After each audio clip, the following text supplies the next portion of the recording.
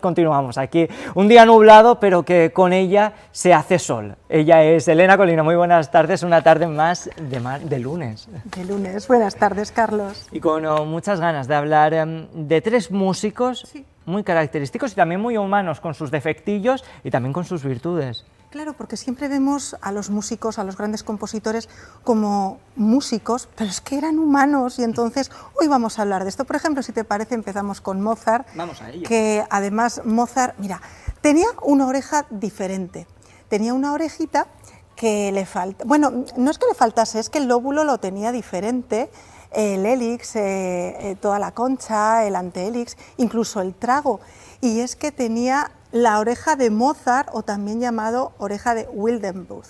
Entonces, es una malformación congénita y además la heredó su hijo. Ahí estamos viendo en este momento la oreja de él, que es la primera, y la hizo en su biografía Nissen, la mostró así. Bueno, como decía, esta malformación congénita es de carácter recesivo, y entonces su hijo, Franz, tuvo también esta malformación congénita. Además de Mozart, hoy también vamos a hablar de Chopin. ¿Se dice Chopin o Chopin? Bueno, yo lo pronuncio como Chopin. ¿Ves? Sabía. Bueno, era polaco, pero con ascendencia francesa, y entonces... La lengua francófona se me sigue resistiendo.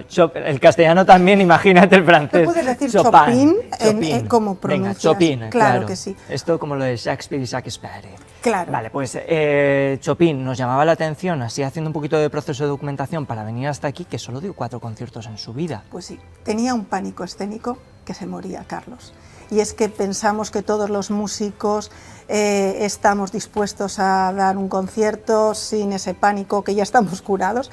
Y no, este músico, este grandísimo músico, tenía y dio esos 4, y además es que le entraba una ansiedad, una respiración muy agitada, y además él empezó a tener alucinaciones con 20 años.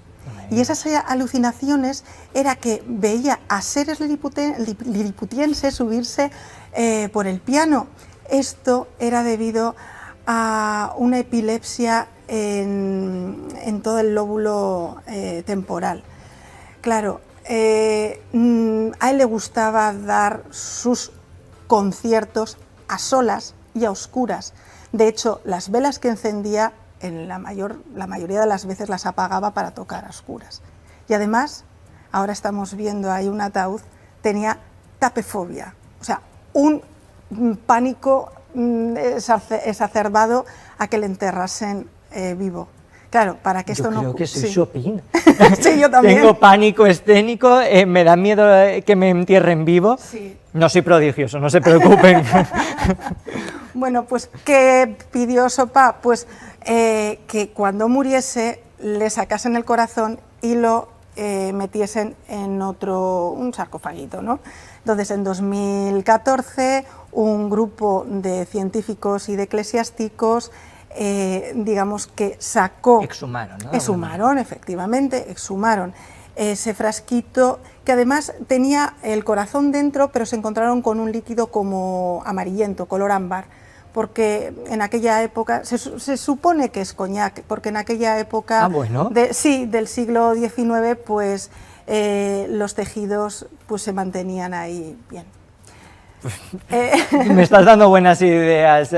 Yo no soy un ilustre, pero si quieren ustedes me pueden poner, yo en vez de coñac, yo qué sé, en algo más de la terreta, en una mistela, que me vendría también bien. Vamos a continuar porque hay más excéntricos dentro del mundo de la música, Elena. Sí, bueno, tenemos a Erik Satie, que, fíjate, tenía tal control del tiempo que se levantaba a las 7:18, se inspiraba a las 10:23 hasta las 11:47, almorzaba a las 12:11 y se levantaba de la mesa a las 12:15 y luego daba un paseo a caballo y por el jardín de 13:18 hasta las 14:53, y así toda su vida, y así todo el tiempo. O sea, que es que tampoco decía, bueno, pues una hora o una hora y cuarto, no se iba por los y cuartos. Si tenía que acabar a los 11 minutos, acababa a los 11 minutos. Luego además estamos viendo aquí los trajes, porque él tenía en su cuarto de estudio, se encontró en su muerte, trajes, 6 trajes exactamente iguales de terciopelo.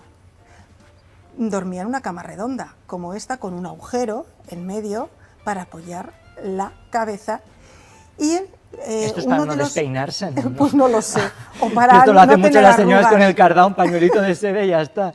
Solamente comía alimentos blancos, como leche, arroz, huevos, y además un sirviente le medía la temperatura constantemente.